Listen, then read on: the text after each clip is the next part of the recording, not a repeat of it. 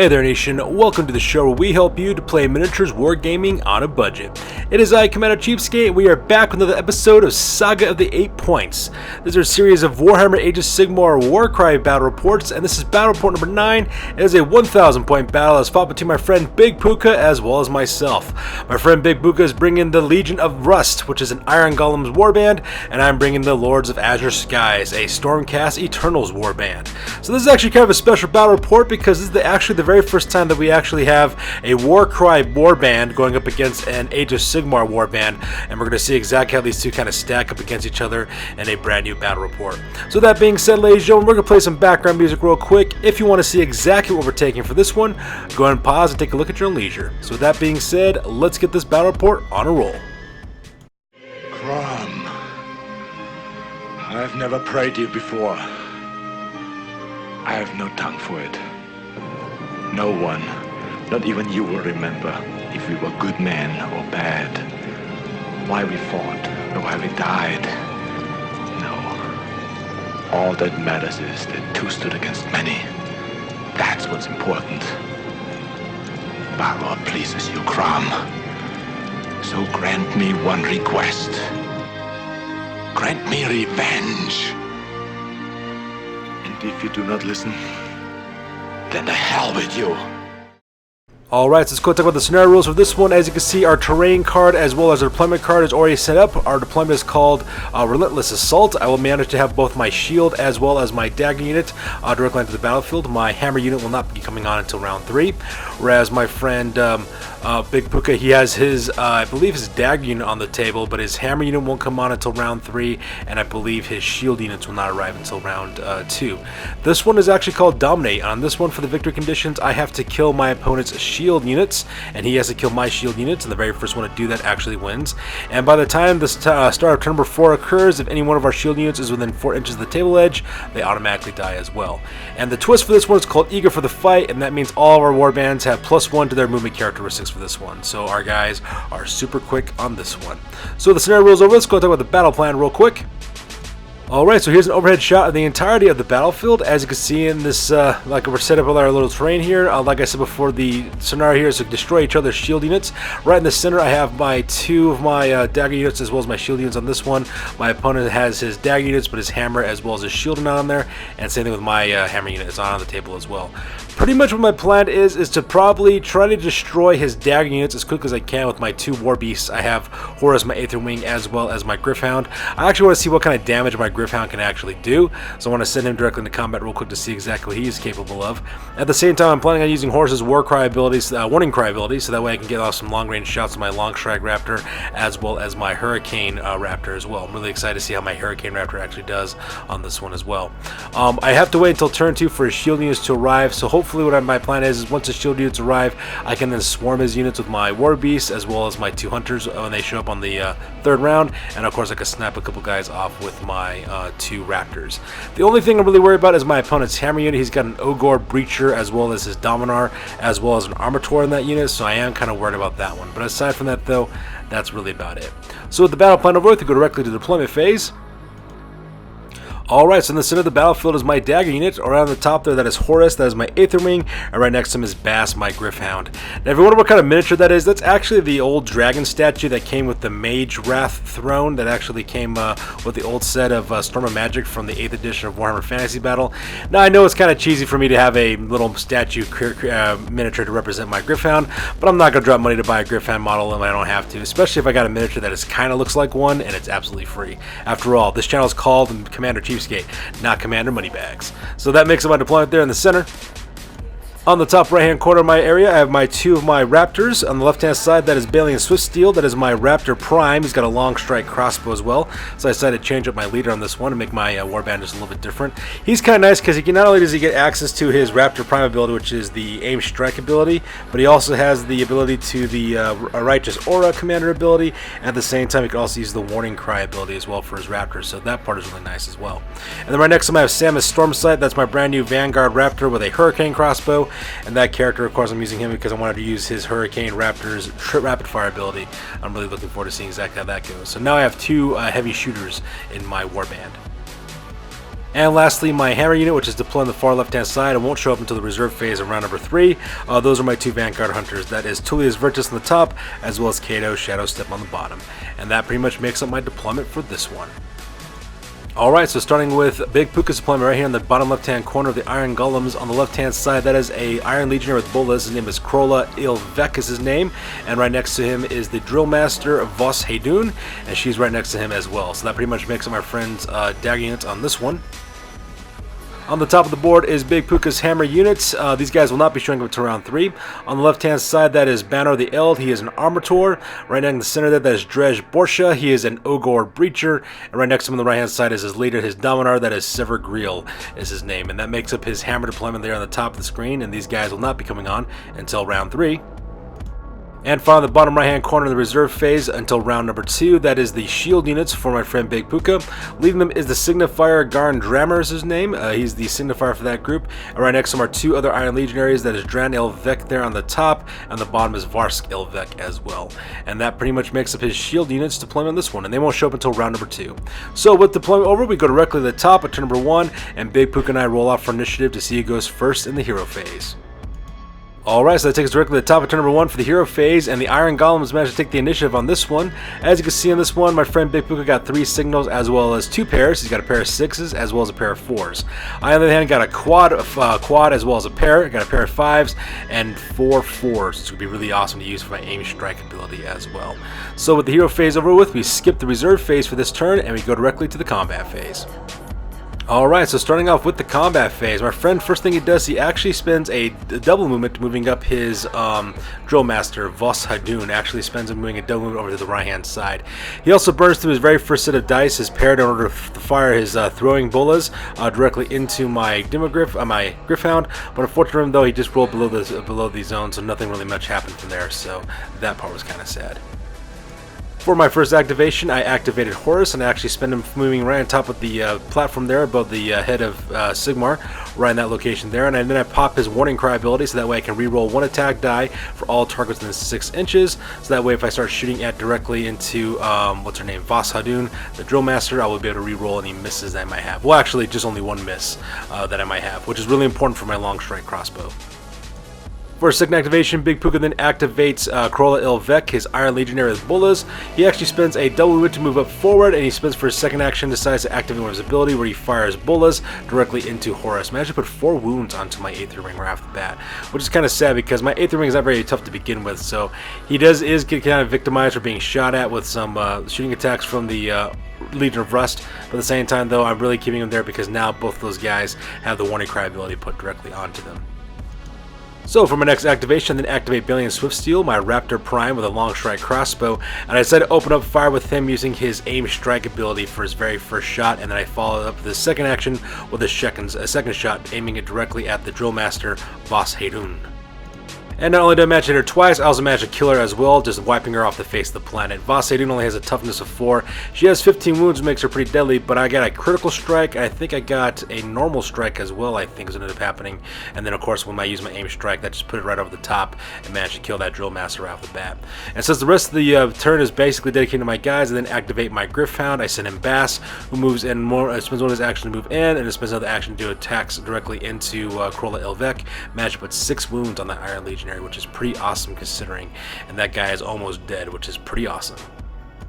And that, ladies and gentlemen, takes us directly to the end of turn number 1. So here's an overhead shot of the entirety of the battlefield. As you can see, I'm sending Horus as well as Bass to deal with the 2 dagger units right there in the center of the battlefield, while I keep my other 2 shield units, Balian Swiftsteel as well as Samus Stormsight. I keep them tucked up in the far right hand corner so that they can shoot at any opponents that are coming their way.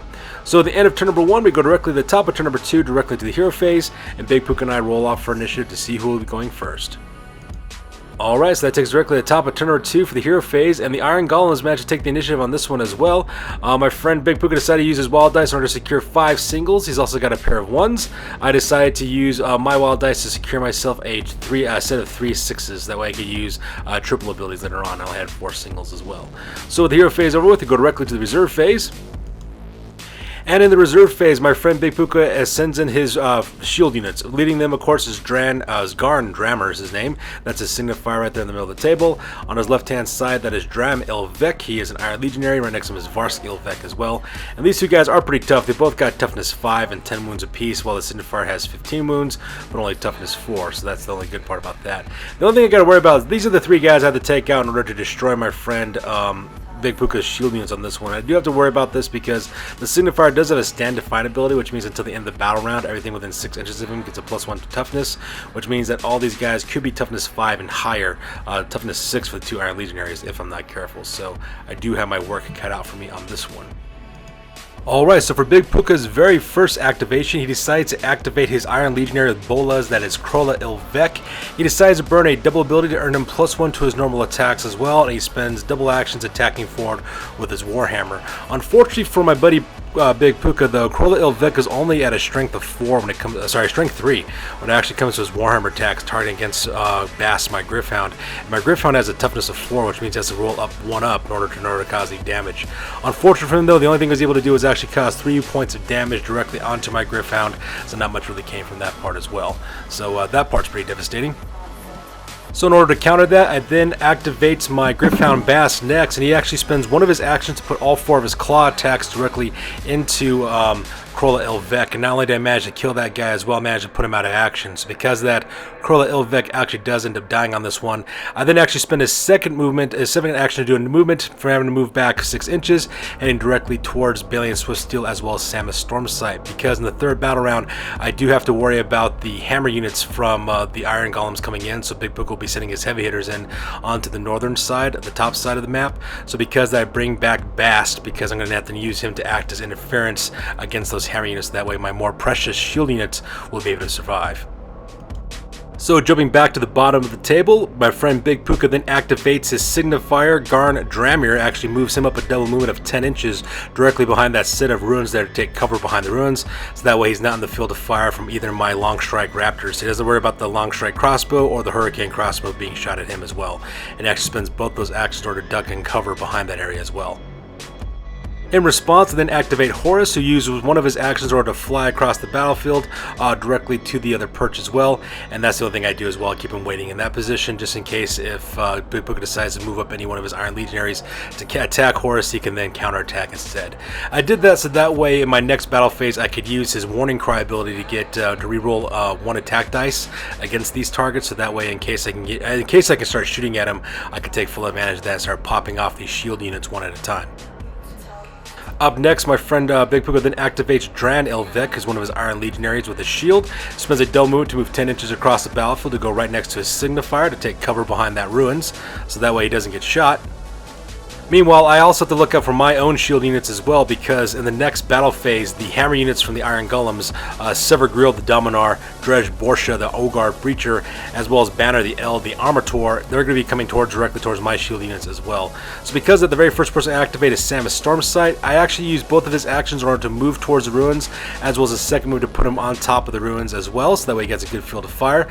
Of course, that does put him dangerously close to the edge of the battlefield, within 4 inches of that, but I really don't have to worry about that rule coming into effect until the end of round 4. So my plan is to actually have him go to the top of those ruins and move, of course, heading towards the shield units that my opponent has, so that way he's in a good position in order to start plinking them off with some fire from that Hurricane crossbow of his. Because I'm really anxious of using that rapid fire ability. I want to see exactly how effective it is with the Hurricane crossbow. And for Big Puka's final activation on this one, he then activates Varsk Ilvek, his Iron Legionary with a shield, and he also does a double movement forward as well, moving up 10 inches right next to the signifier Garn Dramnir, as well as Dran Ilvek, the other Iron Legionary with a shield as well, so that way he has behind cover behind the ruins, not to worry about being shot at. And for my final activation, I didn't activate my Long Strike Raptor Prime, Balian Swiftsteel, who's also the leader of my warband. I actually have him use a double movement to move across the battlefield closer to the ruins, so that way he can lend some support to Samus Stormsight, put some distance between himself as well as the hammer units from the Iron Golems that will be coming in the next battle phase, and also the lens of support so that way he can start shooting at those shield units as well. And that pretty much makes up the turn for this one.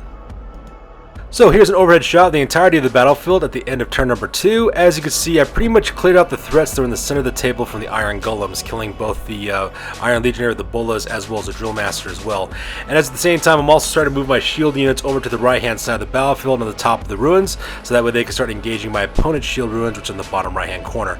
It looks like that my friend Big Puka is planning on using his shield units and kind of having them castle up next to those ruins, so that way they're not being shot at the next turn as well. At the same time, he has to worry about keeping his guys away 4 inches from the table to edge by round 4, so that way they don't get eliminated, and I'll have to do exactly the same thing for my shield units as well. The big indicators could be a real big change the next round, because in the next round, for round number 3, that's when our reserve units come in. Both of my hammer units will come in for both Kato Shadow Step as well as Tullius Virtus, but at the same time my opponent's heavy hitting hammer units will also be coming in from the northern side of the table as well, and I have to worry about those guys going after my shield units as well. And that pretty much ends up turn number 2. So with turn number 2 over with, Big Puka and I go directly to the top of turn number 3 to the hero phase, and we roll off to see who has priority. Alright, so we go directly to the top of turn number 3 for the hero phase, and the Stormcast Eternals managed to get the initiative on this one. When it was all said and done, my friend Big Puka managed to get a quad ability. He's got a quad with a value of 3, as well as a triple 2 ability as well, so that's pretty deadly. He decided to use one of his wild dice in order to make that one into a triple instead of a double. At the same time, I managed to get 2 singles for me to secure the initiative on this one. I also used one of my wild dice to have a pair of 5s, and I also have a triple 2 as well, which I plan on using for my abilities if I'm able to. And that pretty much makes the hero phase. So with the hero phase over with, we go directly to the reserve phase. And the reserve phase, my 2 hammer units, that is Kato's Shadow Step as well as Tullius Virtus, my 2 Vanguard Hunters, they appear on the far left-hand side of the table. So I finally get to use the last third of my Warband, so that way they can start doing some fighting and some killing as well. At the same time, the Legion of Rust's hammer units also deploy as well. These are the heavy hitters for Big Puka's Warband. On the left-hand side, that is Sever Grill, his Dominar. That guy is pretty dangerous as well.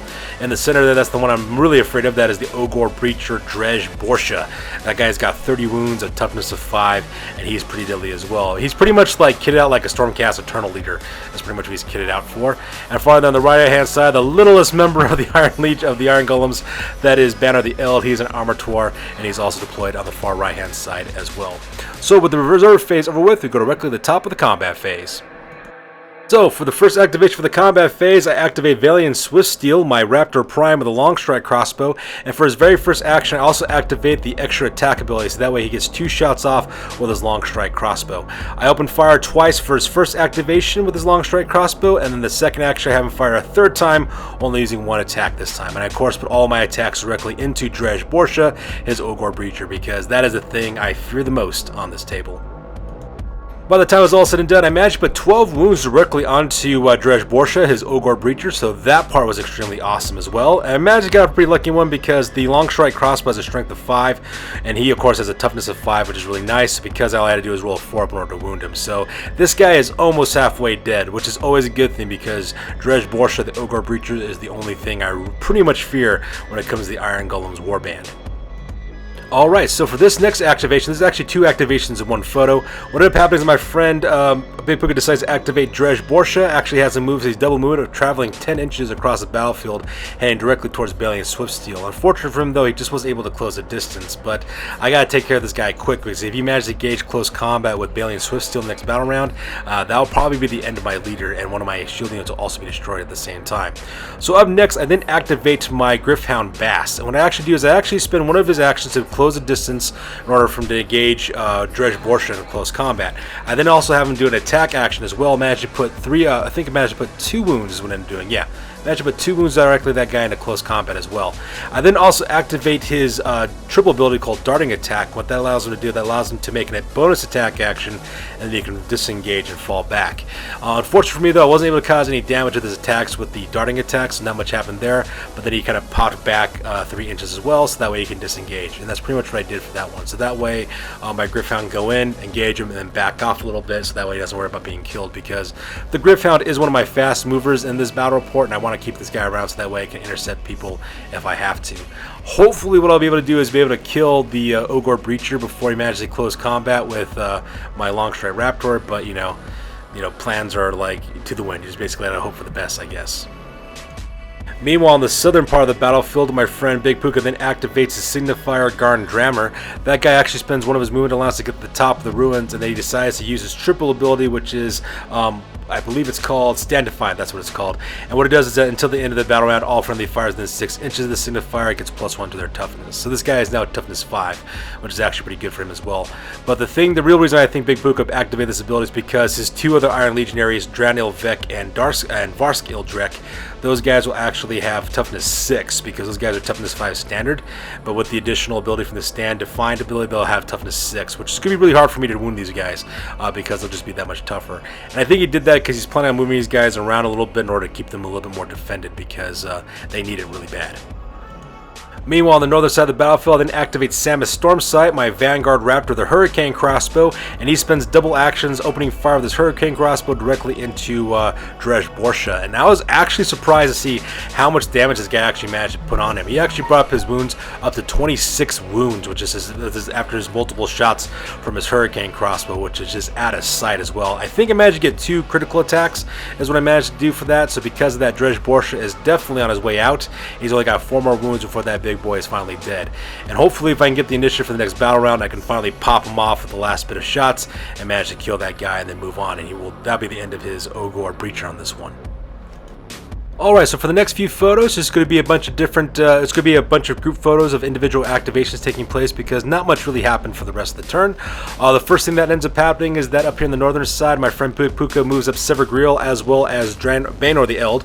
Actually has those guys do double movements across the battlefield, closing distance towards my shield units, so that way they can back up Drej Borsha, the Ogor Breacher. So you can see here, they kind of flank around him on the right-hand side. Meanwhile, on the southern part of the table, Dran Ilvek as well as Varsk Ilvek, those guys actually move up into positions next to those ruins, so that way they can end up backing up, their Signifier Garn Dramnir as well. It ended up being that Varsk Ilvek, the Iron Legionary there on the right-hand side with his shield, he actually engaged in close combat with Horus. Horus did manage to put 3 wounds directly onto him, so I got really lucky on that one. I believe one of them was a critical hit, as what ended up happening. So I put 2 wounds on them, and I think the other one just happened to slip through. I think I got a 5 up, so I managed to do on that one, so I managed to put a wound on him too. At the same time, he managed to put another wound directly onto Horus as well. I think he actually managed to put a wound on him as he ended up doing, so that part was kind of sad. But you know, at the same time though, that guy's also carrying 3 wounds. He only has 10 wounds standard, so he's about a third of the way dead, which is always a good thing when you try to kill your enemy's shield units. And for the rest of the activation phase, combat phase, I activate Tullius Vertus as well as Kato Shadow Step, and those guys spend double movements moving across the battlefield 10 inches, heading towards the center of the battlefield next to that platform above the head of Sigmar statue right in the middle of the battlefield. And with that being said, that ends turn number 3. Alright, so that takes directly to the bottom of turn number 3. As you can see in the battlefield, the hammer units from the northern side of the Iron Golems heading straight towards my shield units. That Ogor Breacher is almost dead, which I'm really happy about as well. At the same time, he's also starting to push his advance on the southern side with his 3 shield units. Looks like he's trying to kill Horus, and after that probably plan on taking cover there amongst the ruins there on the bottom part of the map. At the same time, also moving up on the same left-hand side, my other 2 hunters, Tullius Vertus as well as Kato Shadow Step, they're trying to move as quickly as they can in order to gauge my opponents. And that pretty much ends turn number 3. So with turn number 3 over with, we go directly to the top of turn number 4 to the hero phase, and Big Puka and I roll off to see who has priority for this round. Alright, so that takes directly to the top of turn number 4 for the Stormcast Eternals. In this one, I managed to get the initiative. I ended up with 4 singles that netted me the initiative on this one, and I also had a pair of 6s. I burned my wild dice for this round, so I have a triple 6 that I can use for my abilities later on. At the same time, my friend Big Puka, he actually had 2 singles as well. He has a pair of 1s as well as triple 3s, using one of his wild dice in order to secure that triple ability as well. So with the hero phase over with, we now skip the reserve phase because nobody's else left in reserve, and we go directly to the combat phase. So in the combat phase, the very first thing I do, of course, is I activate my leader, Balian Swiftsteel. I actually spend 2 of his actions in order to shoot shots. The first one went directly into Drej Borsha. It was only like a normal shot, so because that only caused 4 damage, but then again, that's all I needed to finish off Drej Borsha. So because of that, with an ear-shattering thud, War Breacher Drej Borsha falls to the ground with a giant crossbow sticking out of his head. At the same time, I then also opened fire with my second crossbow shot, hitting directly towards Banor the Eld as well, and I managed to put 10 wounds on that guy. I managed to get a critical hit on that one. So because of that, Banor the Eld is only carrying 2 more wounds left before that guy is also dead. So in return, my opponent then activates Banner of the Eld because he knows he's going to die pretty soon. So because that, he actually spends one of his normal movements moving up forward, the 4 inches. So he closes the distance to him as well as Balian Swiftsteel, and then also uses his second activation, his second action in order to attack. He also burned a pair of 1s as well, so that way he gets a 1 additional attack as well. So that way he can attack, I believe, yeah, 5 times with his Warhammers. Unfortunate for him though, he's only toughness 4, and I am toughness 5, so it means he's got to roll 5 or higher in order to wound me. So he only managed to put 4 wounds directly into Balian Swiftsteel. So I'm not really too worried about that because Balian Swiftsteel is a prime, so he does have 30 wounds on this one. So all I gotta do is just kind of bide my time at this point. Meanwhile, over here on the far right hand side, I decided to open up with my crossbow as well. So I decided to activate Samus Stormsight. For his very first activation, I burned my triple ability to give his crossbow rapid fire is what I ended up doing, earning him 7 attacks total with his Hurricane crossbow, and I put all 7 attacks directly into Garn Dramnir, his signifier. I managed to put that guy out of action, just riddling him with crossbow bolts, so that guy automatically dies, and that's 1 less shield you not to worry about. I then spent his second activation to have him fire 3 times normally directly into Dran Ilvek, his other Iron Legionary with a shield. Managed to put, I think, 1 wound on that guy, so not as impressive as it would have been against the Signifier, but you know, that many shots doesn't really count, so that part was pretty awesome as well. I'll take what I can get at this point. However, to make matters worse, over here in the far northern part of the battlefield, my opponent then activates his leader, Seville Grill, his Dominar. That guy actually moves up his normal moon allowance of 5 this time because of the twist ability. He manages to close the distance within an inch of Balian Swiftsteel. He then also pops a triple ability, uses his triple ability to activate an additional attack with his Warhammer, so that way he actually attacks 4 times directly into Balian Swiftsteel. He managed to put 10 up to 11 wounds on my character, so that part was kind of rough as well, so that was pretty devastating. He just attacked 5 times, that Warhammer needing 4 ups in order to hit. About half his attacks actually wounded, so that was about the reason why it raised me up to 11 wounds. So now my leader is about a third of the way dead. He's about 2/3 dead, but that's okay though, because hopefully what I can do is disengage and then fall back, or either that, or I could actually, you know, try to stand my ground and fight. But I gotta get away from this table edge because if I'm there after round number 5, my character will die from being next to the table edge, so I do have to worry about that. For my next activation, I then activate Horus, and Horus managed to put 7 wounds directly onto Varsk Ilvek, which is actually pretty cool, leading up to 7 wounds, so he's only got 3 wounds left before that guy ends up being killed. I believe Horus managed to get off a couple of critical hits, I think it was ended up doing as well. Unfortunately for Horus though, Varsk Ilvek was then activated next, and he just finished off my Aether Wing like it was nobody's business, so because of that, my little bird monster is now dead, so that's kind of sad. But at the same time though, I did manage to cause some serious wounds directly onto that little character there. And since I'm the only one who has fighters left on the rest of the table, the rest of the turn is dedicated to me. I do spend a normal moon allowance to move Tullius Vertis as well as Kato's Shadow Step around the Sigmar statue right in the middle of the table, and they both take pot shots directly into Dran Ilvek, opening up with their crossbows. Managed to put 6 wounds on that guy in total, so that part is nice as well. So he's only 4 wounds away from being killed. So at this rate, my opponent's shield units have much more to worry about being eliminated rather than I do, so that part was pretty awesome. And for my final activation, then activate Bast, my Gryph-hound. He moves his normal 6 inches to move directly behind to the Armator, Banner of the Eld, and then I finish that guy off with his attacks, managed to kill him off the table as well. So the only thing I have to worry about now is, what's his name, Sever Griel, the Dominar. And against 3 Stormcast Eternals, I'm liking my odds against him at this point. And with that, that pretty much ends turn number 3 for this one. And that takes directly to the end of turn number 4, ladies and gentlemen. So here's an overhead shot of the entirety of the battlefield. So as you can see, my opponent's shield units for the Ilvek brothers, that is Dran as well as Varsk, they're located there on the bottom of the table, and they're near death at this point. One carrying 7 wounds, the other one carrying 6 wounds as well. As you can see there, I got Tullius Vertis as well as Kato's Shadow Step trying to move across the battlefield as quick as they can, trying to close the distance directly towards those shield units as well. At the same time, up in the upper right hand corner, this is where I made a tactical error. My 2 shield units, both Samus Stormsight and Balian Swiftsteel, are within 4 inches of the table edge, so because of that, by the end of this turn, of course, they automatically get killed, because it's the beginning of turn number 5 is the next battle round. I kind of misjudged my turns on that one, so because they will end up being killed at the end of this turn as well, netting my opponent the victory on this one. So that part was kind of rough. And with that, ladies and gentlemen, that takes directly to the end of the game, with the Iron Golems managed to take the win on this one because Commander CheapSkate was sitting on his shoulders when the time came, because I wasn't thinking about the turnarounds like I was supposed to, and I lost both of my shield units for being within 4 inches of the table edge. So with that being said, ladies and gentlemen, we're going to go directly to the after action report because this battle report is now officially over. That's it, man. It's game over, man. It's game over. I thought about staying. They offered me the chance to lead them, to teach them, to be king. Uh-huh. But my place is here, so I swallowed the juice, said the words, and here I am. Did you say the words right this time? Well, maybe I didn't say every single tiny little syllable, no, but basically I said them, yeah. Basically. All right, now it's time for the after action report. This is the part of the battle report we talk about what went well, what went poorly, and what we can learn for the next time that we do battle. This is the after action report for Saga the 8 points, battle report number 9, and this ended up being a defeat for yours truly. In the end, I lost Balian Swiftsteel, Samus Stormsight, as well as Horus, while Big Puka he lost Severgriel, Drej Borsha, Grola Elvek, Vasadun, Garn Drammer, as well as Banner the Eld. In the end, I lost this game for one simple reason, that's because I panicked over Big Puka's hammer units. I was really afraid of those guys, and I really wasn't paying attention to the position of my shield units until the end of round number 4, and I paid the ultimate price for my negligence with me being defeated on this one. However, I do think I found the perfect Stormcast Eternals Warband for 1,000 points. I think I found the perfect units to use for this army. First of all, I have 2 really good shooters. I have 1 heavy crossbow as well as 1 rapid fire weapon. I have 2 fighters as well as 2 interceptor units with high speed and mobility. The nice parts of this list is that I can use all the abilities for the Stormcast Eternals Warband, especially for this game, and I do believe that long strike crossbows as well as hurricane crossbows are extremely powerful in this game. I love how accurate and high damaging they are as well. Plus, when you combine Horus's Warcry ability with the long strike crossbow, it makes it very, very powerful, because if you miss one of your attacks, you can re-roll that miss, and that can make it really important for you later on. I also think the Gryph-hound is also a really powerful unit as well. He's actually pretty deadly.